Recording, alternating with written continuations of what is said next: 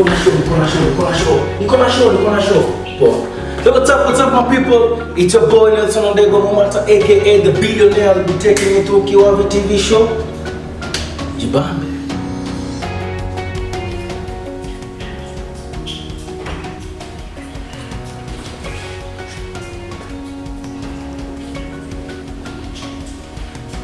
Oh, hi ladies and gentlemen, my name is Bernard here. Welcome to the Kiwavi show. See you. Ladies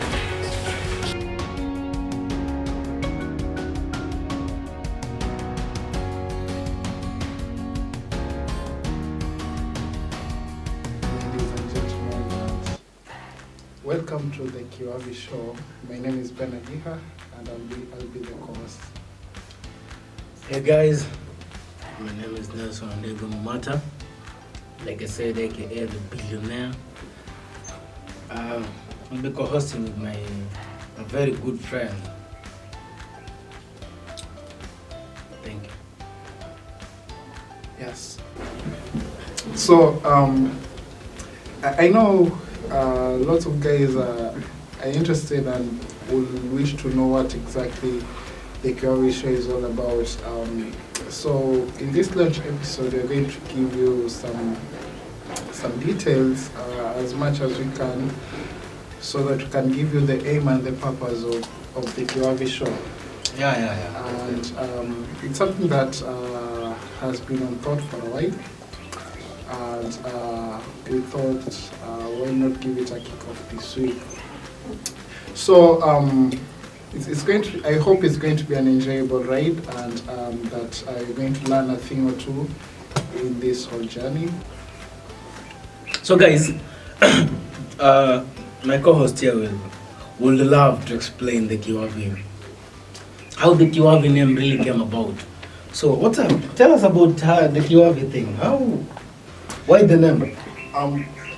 There's this insect, the butterfly. Mm-hmm. You see, as a marine scientist, or generally as a scientist, we've been trained or probably taught how to what can I call it?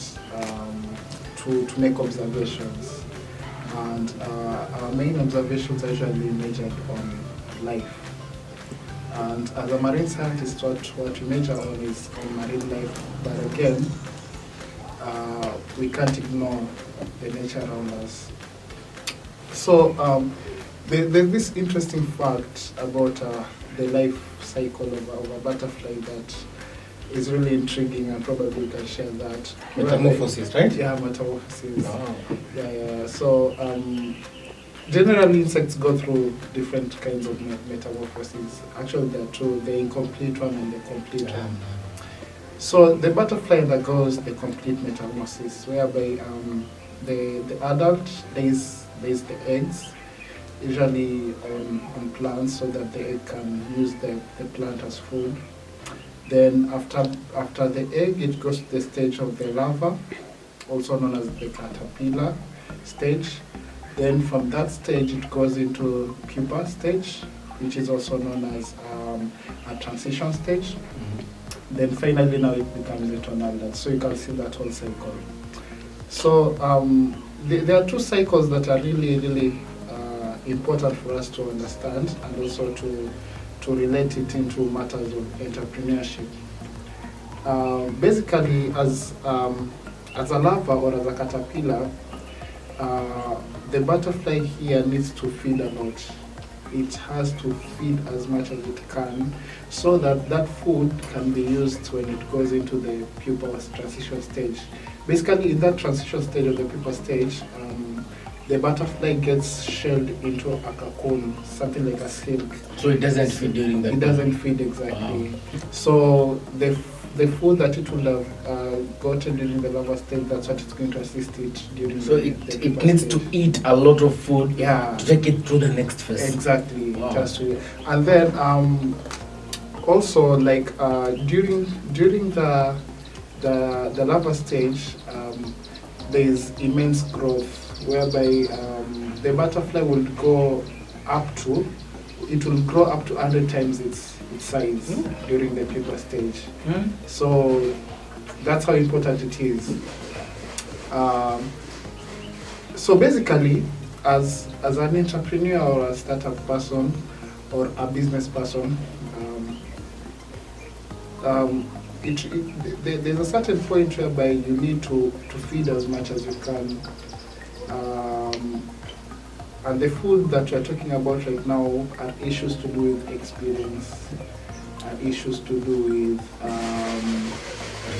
research, issues to do with baseline networks. Like you need to equip yourself with as much tools as possible, so that when you transition now or go into that phase of probably launching your product, or let's say when you begin your business or your startup idea, you are fully equipped with such stuff. Because there's this famous statement whereby the day before you, the happiest day or the most joyous day of an entrepreneur is the day when he gets an idea. Like, you know that feeling, that gut feeling that I need to do something. It's always very intriguing. Like the joy is just immense. And what's funny enough is that the worst day is just after that day when you begin that project, whereby you now realize you don't have a laptop, you don't have an office to work from. You've got no Wi-Fi connection. You can't even pay for your internet connection. You can't pay for stuff. So. And then it's like a downfall to your exactly. To your idea. Yeah. So that during that joyous day, or probably let's say that joyous season, it's good to equip yourself with tools that are going to assist you to survive the next stage, because it's going to be as dry as Sahara. So basically, you like personally also feel there's this need, there's this urge for people to look deep into the ideas rather than just finding an idea and being so happy about it. Because the more excited you become about the idea, the more you'll be disappointed about the idea. Once you start realizing that you don't have a laptop, the Wi-Fi connection is not good. Probably you need some good funding which you can't actually access. So there's a very, very great need for someone to understand what he wants to do. Basically, have you ever had a project personal? Well, yeah, I've had several projects with countless, let's say, because I've got this personality whereby if a certain idea rings in my head, I'd probably share it to someone, of course you, and then you give me an approval, and the moment I get an approval, like you just say, not even 100% approval, but just say, I think it's okay, then I've got that urge to just go on and do it. However it turns out, we'll just know later. But you realize that's a mistake. Well, yeah. That's a mistake. Because by the end of the day, I feel like there's a very great need. Like, first, you get the idea. And then, you research on the idea. You do a very, very thorough research. Like, for example, you want to make juice, like this one, fresh juice. Then you have to realize, where am I going to buy the fruits?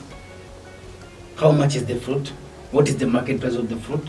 I'll need a blender. I'll need this and this. I'll need marketing equipment. I'll need some branding for my shop. I'll need a shop. I'll need permit from the county government. You know, there's so much that is involved. But most people, what they'll do, they'll get the idea. Then the next day they're in Kongoya, wanting to buy fruits. And you know, it's so weird because you would just go buy fruits and come make juice and expect people to just buy. What did you do for people to buy your juice? There's that aspect that there's something you must do. You must equip yourself with the knowledge. I guess that's where the caterpillar things come. Yeah, exactly. Like, it really needs to feed a lot so that it can take you through the next phase. You also know about, there's also something like that about the bear. The winter bear, the white polar bear. It feeds a lot during a particular season so that when the snow comes, it can sleep throughout the whole season, so that after the season is over, it can get back to life. I can't really understand What do you think? Well, you see, basically we can draw much lessons from nature. And of course, let's just go back to the caterpillar stage, whereby now the pupa stage, that is after the caterpillar has fed as much as possible. So during this pupa stage, what basically happens is that the food that the caterpillar has eaten aids it or gives it energy to develop some special cells that are usually in it. That's why I think we all know how a caterpillar looks like. Imagine that thing turning into a butterfly. It takes as much energy as possible. So it's completely totally different from a polar bear. Because a polar bear will literally sleep. Yeah. But for a caterpillar, will need to eat to develop some specific functions for survival in the next phase. Wow. Exactly. Because it has to develop the wings, it has to get some tiny eyes, some antennas will have to come out. So that's all because of this food. Like that's just a new transformation, like a totally new different transformation from a young wiggly caterpillar into a bouncy and joyous and very colorful butterfly that flies, associates itself with beautiful flowers, beautiful scents. So the transformation is just immense. And can the caterpillar remain just to be a caterpillar? Yeah, there are instances whereby they do not develop completely. Possible scenarios are in that probably harsh conditions, natural harsh conditions. And also there's some pupae, if that's the way it's called, plural, that do not turn into butterflies. And all this is going to be dependent on how it's going to behave during the larva stage, that as a caterpillar. So again, we can relate that with discipline. Like you have to have that discipline to allow yourself to learn as much as possible. If you do not allow yourself to learn, or if you do not accept that you can learn, then you won't be able to perfect whatever you want to do. So we have to empty ourselves with all the knowledge that we have, assume everything that we know, then work with facts. So, like basically, you have to unlearn to learn. Yeah, you have to unlearn to learn. Because you cannot learn when you already think you know it. You'll never learn. How will you accept to learn if so basically, what most entrepreneurs do, or what most startups do, they get the idea, they don't equip themselves well, and then they find. So a startup can end up becoming a very great company, or can remain to be a startup. Let's say even forever. Exactly. Because there's that like someone says like, okay, you could get a return of let's say 100,000 Kenya shillings revenue. Let's say even in a month. Let's say you're two people. That's good money because you can say you're going to split it 50,000 each, considering all factors and all the bills have been settled. But then there is the barrier that exists between you being just a small business and you breaking through to being a big business, and that's where most people get stuck. Because why do you think people will just get to let's say 100,000 whether they split 50-50 and they just feel comfortable? Why? I guess there is that urge and that need for someone to become a billionaire and a millionaire, or have a very big company in Kenya. Why do startups end up becoming only startups? Well, you see, first of all, you have to understand that different businesses have got different natures completely. Oh, yeah? And also, there's a certain aspect that probably can bring in concerning the pupa stage of the butterfly. The caterpillar, the butterfly. Yeah. So after the caterpillar has moved after being a caterpillar, that is the larva stage, then now sheltering itself in that cocoon silk or something. You usually find them attached on something, so probably buried somewhere, some small cocoons. Different pupae can undergo different lengths of time before they become butterflies. Some may only last a few weeks, some a few months, and others can even take as long as a year. Wow. So we have to be patient and also understand the nature of our businesses.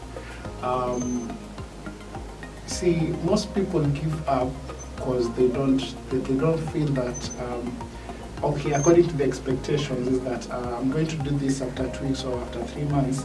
I'll be riding my sleeping in million dollar hotels, having some fancy cars or something, So what is the reality is that for different businesses, different natures should be applied.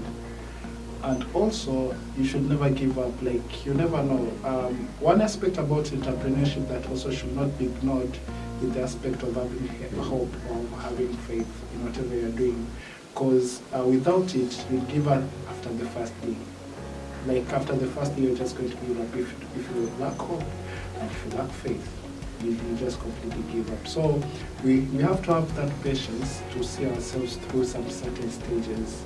And also, we need to be aware of our surroundings, because as an entrepreneur, you have to have that consciousness in that at this stage where I am right now in my business or my startup, I'm supposed to be facing such and such challenges during this stage.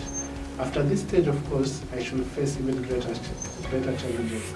So the moment we are aware of our surroundings, we can be able to deal with these issues firsthand, other than just giving up and being confused of what exactly is happening here. I'm not so sure what I'm doing and all that. But then, most startups, most entrepreneurs who are beginning, they always think that business is magic. Like, they will start business today and then boom, the next time they are billionaires, they have a lot of money. But they need to be patient, they need to have the patience, and they need to strive to get more knowledge. And then, do you think there is also an urge for them to also, like a startup, do you think they need to have mentors, people who are going to mentor them? Because I feel it's very great to have someone who mentors you, because most startups will think of getting money and using it to do some weird stuff. Some will think of partying, some will think of even buying even more infrastructure. You need to understand how you grow. Growth is gradual. You don't just move from being a baby to an adult. Even a butterfly doesn't move from an egg to a butterfly. There's some stages that it faces. So the best, our main aim of us having this show today, guys, is to tell guys that, and all the audience, everybody around Kenya, that there's a great need for startups to be looked into. There's a great need for them to realize that there is so much involved in business rather than just having the business or the idea. It needs patience, it needs time, and it needs you working on it. You need to do a lot of research. You need to seek funds, but funds come in later after you have enough knowledge, enough research, whereby I'll be required to do this and this and this, and that's why there's a great need for us to, let's say, explain to people why they should do this. Yeah, that's true. There's one thing I'd like to comment before you go on, in the aspect of having a mentor. Taking yourself to someone that you look up to is very important, especially in entrepreneurship. You can look for, also email these guys who are in the same marketplace that you are in. If probably are in wholesaling or something, you can look for companies such as Bengal, just type them in, so that they can give you some few clues on how you're going to do this. You can bring in them professionally as probably board members, and so you can share some percentages of the startup or something. So it's really important. So basically, what Kiwavi show is going to to try to unpack to you guys is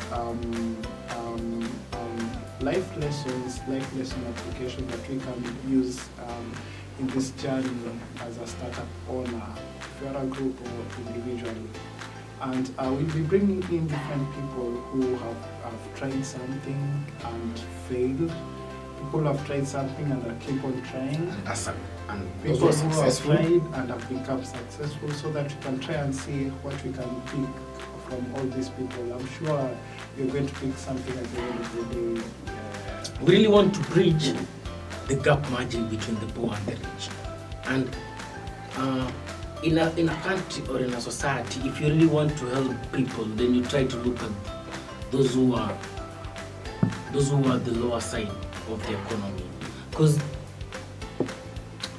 if you take care of those who are at the lower side of the economy, if you take care of the poor and the middle class, of which those are those who are within the startups, if you look at them, if you try to sharpen their ideas, you try to sharpen their skills, their knowledge, and sharpen even the startups to becoming a very good startup by the end of the day, they're going to create a lot of employment opportunities for very many youths in and around Kenya. They're going to boost the economy in one or the other way. So there's the great need to also look at those who and the people who are still struggling. The people who are still struggling, because everybody in Kenya now wants to look at one who is successful. Who do you want to interview? I want to interview the president. His Excellency Mr. Uhuru Kenyatta. He's successful. Everybody knows that. Who do you want to interview? Mr. Kirubi, sorry. Who do you want to interview? This guy. There's so many rich people in Kenya. If anybody will start a show, we'd love to interview them. But do you know, or have you realized that there is a mama mboga somewhere selling skuma who is successful? Do you know there is somebody somewhere selling jugu, groundnuts, and is very successful? He may not be successful to buy a car or a big house, but that person may be living a comfortable life. And that's what you want to show people, that they can start even a small business. They can focus on that small business and make it something big. You don't have to go for something big and for you to become rich. Whatever you have, we'll be hosting people here who will be coming to explain how they've been doing their businesses, whether definitely those who are still coming up, because the successful people are already successful. Like, wouldn't you want to know the story about those people who are still struggling? Yeah? Yeah, I'm sure everyone would, and probably we could share also something concerning how we started up. Sure. Of course, Yeah, but they will. We are still not yet there, but the experience so far is just amazing. Just but if we tell you right now, you guys, watch out for our next episode. We'll be telling you about how Aqua Blue and Kumbatia came about. Our products are over here, but so, like, what's the first mistake that startups do apart from not seeking knowledge, not doing a good research? What other mistake not the first, what other mistake do you think startups end up doing while trying to make the startup become a big company? I'll probably use experience out of this, and I feel one of the mistakes that we did with our Aqua Blue startup is when it came to issues of tax paying. Generally, we are so ignorant in terms of revenues and how the government should get something out of it. And the knowledge, of course, was all over, but then there's just that kind of ignorant feeling concerning tax payment and all that. So that's as a startup, most people ignore the laws that is and that's one of the mistakes that it really substitutes. Then the other issue it's how to balance passion, and how to make passion be independent from the business. Like, you can be as passionate as you want. Of course, by the way, passion is very important for business, very, very important. But again, it's needs to be independent in that you can make clear decisions about the business. If it's time to close down, if it's time to stop, you are able to stop. And then, like, most startups, like, I've witnessed startups, various startups, by the way, like, they would want to start something now and get paid tomorrow. Like, how does that work, guys? You don't just start a business today and start earning the next day. People spend 2 years, 3 years, 5 years. The KFC guy started making good money when he was 65 years old. And most of us youths, guys, we really want to be successful so fast. But it takes time, because there is the time whereby you're going to spend most of the time learning. And then there's the time whereby you have to spend most of the time doing what you want. Because you don't just start something and then become successful at ease. It doesn't work. It's not necessarily work always like that. It works to other people like Mark Zuckerberg, but like the others who really need to have that struggle part, of which it's very much inevitable. You don't just get into a startup right now and you want to start earning. First thing you have to do, and I feel like most startups do, you need to plow back that money. Whatever money you're getting from the startup company, you need to plow it back. You keep plowing back the money until it reaches to a certain level whereby you can now start getting money. But most startups will start telling you, how can I go to the company welfare? How can you solve that issue? Do you think there's a way that the startups need to solve the issue of transport, or they should stop doing startups? Right, you see, there's a point of course, you see, our capacities are different financially. There are people who, when they want to start a business today, they won't have any struggles starting a business, because they can easily source funds from relative families, friends, parents. But then there's some who, like us, have to see, have to go into our own pockets, try to, to go for bono, failing to earn salaries for a couple of months or even years, and trying to pamper this baby so that it can become a very young, energetic startup that's going to become a massive company In the future. So sacrifice, of course, is key. Whether it's physical, whether it's about time, or even whether it's about money. And of course, money makes the world go round. We all know this. We just have to pack in some things. If we cannot source what comes from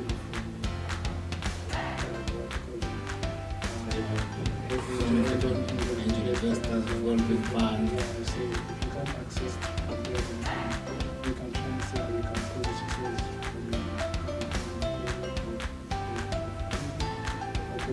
perhaps some side hustle that we do, probably some percentages close to the audience that we want to startup. But basically, that's what we're trying to do. Yeah. We're trying to bring startups over here, Yes. expose the startups to a number of audience. You never know. An investor could be looking at the startup and would love to invest.